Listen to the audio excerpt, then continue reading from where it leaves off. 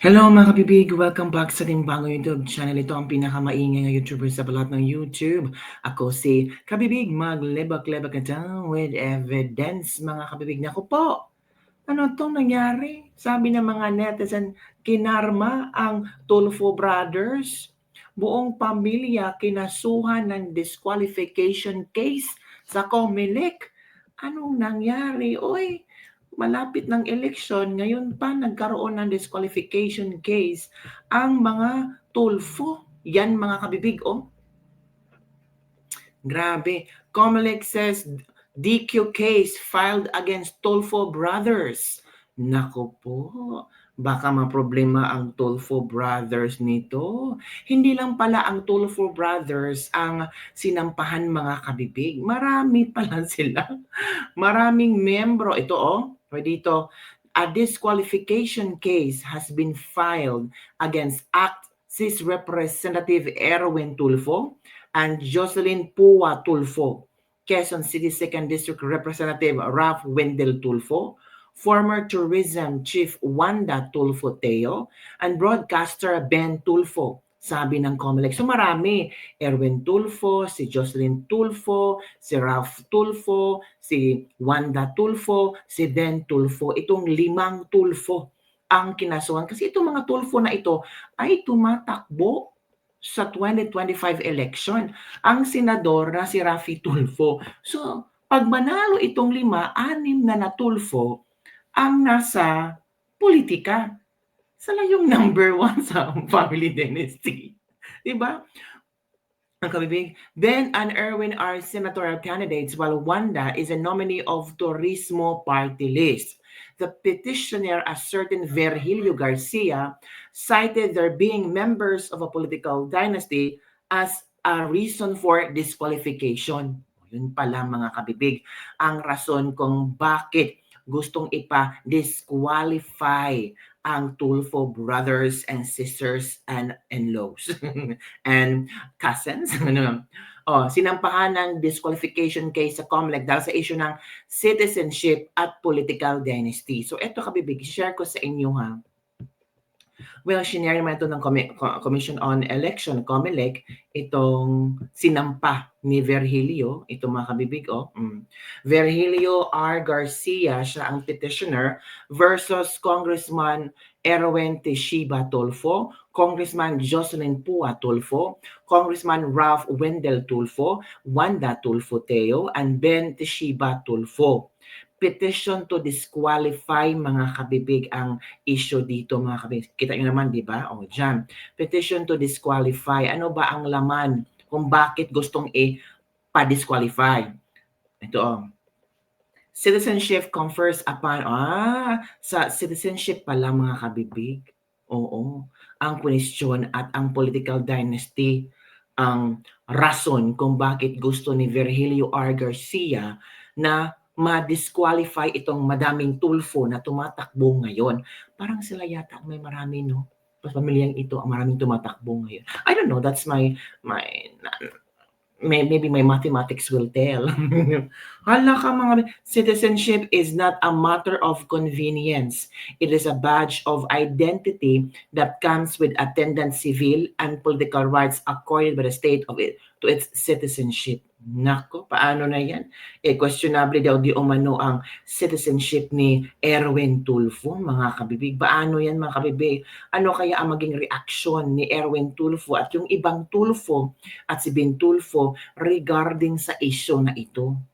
Kailangan talaga nilang maglabas ng official statement para yung mga supporters nila hindi mag-worry. Di ba? Kasi I'm sure naman maraming mga supporters itong mga Tulfo. So maghintay tayo sa reaksyon mga kabibig kung ano nga ba ang gagawin ng mga Tulfo brothers and sisters hinggil sa issue na ito. Di ba mga kabibig? At ito pa mga kabibig, kasi baka sabi nito, baka karma na ito ni Erwin Tulfo kasi hindi siya nag-sign sa impeachment ni VP Sara. Bakit Bakit kakarmahin ba kung hindi mag-sign? Kasi kabibig, feeling ni Erwin Tulfo na siya ay magiging senator judge that time. Kasi sabi ni Erwin Tulfo kabibig ha, I did not affix my signature to the impeachment complaint filed against Vice President Sara Duterte to ensure that my judgment remains impartial should I become a senator judge. Oh, di ba? As a top contender in the upcoming senatorial elections, I may be among the new senator tasked with judging the said impeachment complaint. Kasi si Tulfo palaging number 1 sa survey. Kaya confident na confident si Tulfo na sabi niya top contender siya. Kaya nga sabi ng iba, naku, hangin lang yang Tulfo. Yung mga survey na yan, binayaran na yan. Ay, ano ba kayo? Ito nga si Tulfo, ang galing magsalita mga kapipi. Oo. Sa isa sa mga proclamation ni Tulfo ay hinayaan na makinig ang mga tao kung gaano kagaling ni Tulfo magsalita. Heto na. Mayo, pahintulutan po ninyo ang inyong lingkod na Wait. request. Kung sangayon po kayo sa darating po na Mayo, pahintulutan po ninyo ang inyong lingkod na samahan ko po kayo sa laban na ito. Puro laban na lang, no? Nung nakaraang eleksyon, laban din. Ngayon, laban na rin. Ano ba, kailan ba matatapos ang laban ng mga Pilipino? Nakakatawa lang. Reality check. Real talk lang. Sa lahat ng mga politiko, lahat ng politikong tumatakbo, palagi nilang sinasabi sa mamayan ba, mga pobreng katulad natin, laban natin to. Pero pag nahalal na, laban nyo na lang. Hindi, mahala na kayo dyan. Diba? Dahil ako po, nasubukan na siguro ninyo nung ako'y maging DSWD Secretary, tumutugon po tayo sa mga problema. Nariyan po tayo para tulungan ang mga biktima ng baha, ng bagyo, ng lindol, mga senior citizen, mga PWDs. Gagawin po natin muli yung serbisyo na yan pag dinala niyo po ako sa Senado. Dahil ako po, si Erwin Tulfo, ang kakampi ninyo sa Senado, ang kakampi po ng mga inaapi. Maraming salamat po. Kakampi pala siya sa mga inaapi. Ay, parang yung mga statements na yan ba, narinig na natin, no? Wala bang bagong statements dyan? Yung parang, ano ba, bagong Pilipinas, bagong tanga? Kayo talaga, kung kabibig, wag ganun. Baka magalit si Erwin Tulfo. Ano ba sinabi ko tungkol kay Erwin Tulfo? Wala naman akong masamang sinabi kay Erwin Tulfo. Oo. Pero yung mga statements nila ba, parang ang luluma na. O, diba? O, ito pang another promises na naman ni Erwin Tulfo. Sabi nga ng isang broadcaster, alam mo naman, pag panahon ng election, ang daming promises. Taon ng mga promises ngayon. Depende na sa tao kung madadala kayo sa mga broken promises daw. Agad-agad, broken promises. Hindi pa nga nanalo, broken promises na. So, pakinggan natin si Erwin Tulfo, mga kabibig. So, alam niyo naman, may mga supporters talaga si Erwin. We hope that yung mga tao po will decide. Siguro naman hindi naman kami mapapahiya sa alyansa dahil itong mga kandidato po na nakikita po niyo sa mga posters, yung mga government officials na po, or used to be government officials, na nagtrabaho din naman, nag-perform din naman during the time of President Duterte. Hindi po ako mahihiyang sabihin na lahat naman po ng kandidato rito sa alyansa ay competent at hindi po masasayang po yung boto nila. It's not only because dahil kilala, it's not only because dahil sikat. Pakiusap ko lang sa mga tiga-Davao, nahuli ko na. You vote for the performance. Hindi po yun dahil sa apelido, hindi po sa pangalan, hindi po kung ano-ano, sikat siya. Tulfo, yung taga Mindanao, lalo na ang Visayas, nabudol na kasi sila eh. So, yung mga statement na ganyan, narinig na namin sa Visayas at Mindanao. So, ewan ko ba kung bubutuhan kayo, yung mga pangako na napako, yung mga budol time, budol here, budol everywhere. Kaya nga ang hirap magsalita pag isang politiko, no, tumatakbong politiko kasi pag nanalo ka, hanapan ka ng mga sinasabi mo doon, mas wala kang maipapakita, wala kang proyektong maipakita o programa maipapakita. They, term you as bodolero. Ang hirap, di ba? Huwag kami Tulfo, kumita na yan. Iba na lang Tulfo. Ito ba? Tumahimik ka dyan, Erich. Erich, ano pang Erich? Kayo talaga, huwag yung gawin si Tulfo. Baka sincere talaga si Tulfo na tumulong sa tao, mga kabibig. May mga politiko talaga na sincero din silang tumulong sa tao.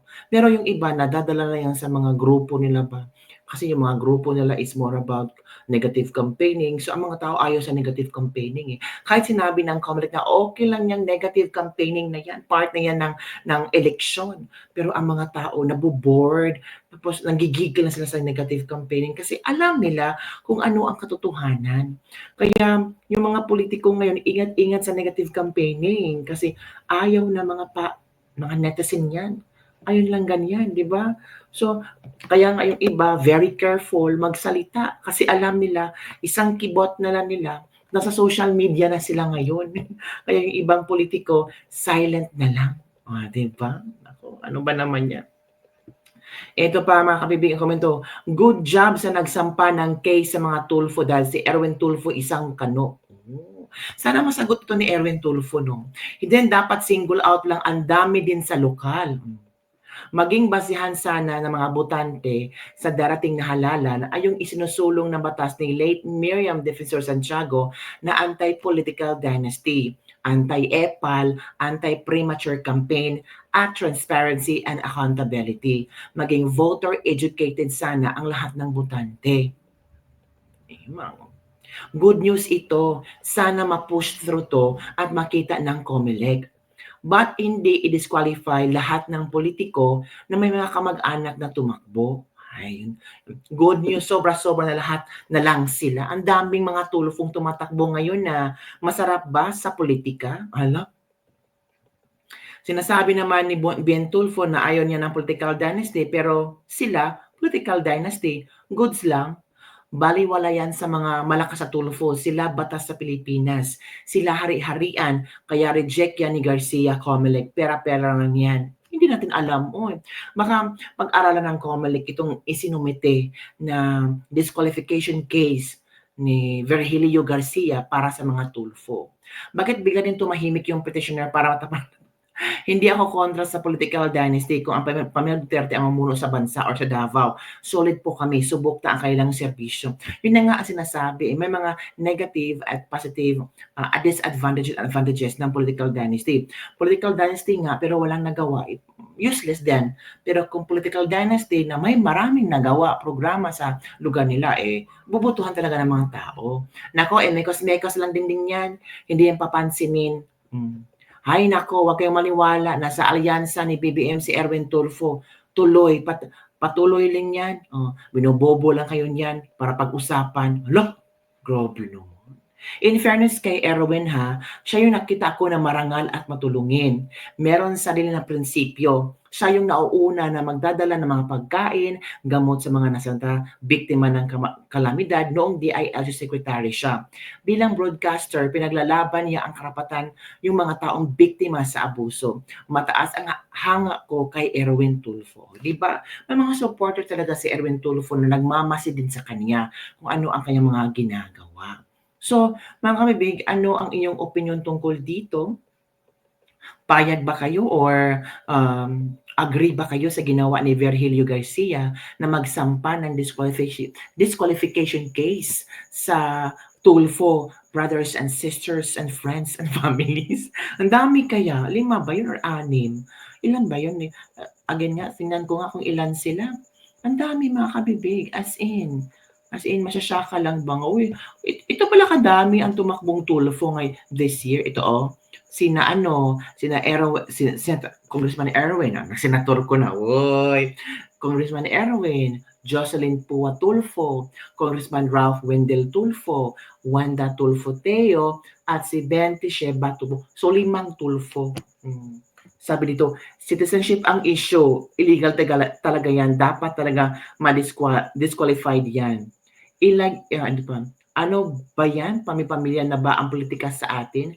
Halatang vested interest. Ito lang po ang masabi ko. Kung tapat at serbisyo sa bayan ang hangad para makapaglingkod na mabuti, siguro naman ang isa sa pamilya ay sapat na para mapaglingkuran ang taong bayan. Pero kung may interest, lahat na. Sabi ni Joji Rival. So, yun lang po mga kabibigang ating latest lebak-lebak for today. Grabe yung mga reaction ng tao na windang ang mga netizens sa pasabog ni Virgilio Garcia sa kanyang pagsampa ng disqualification case laban sa mga Tulfo. Ano ang iyong komento dito?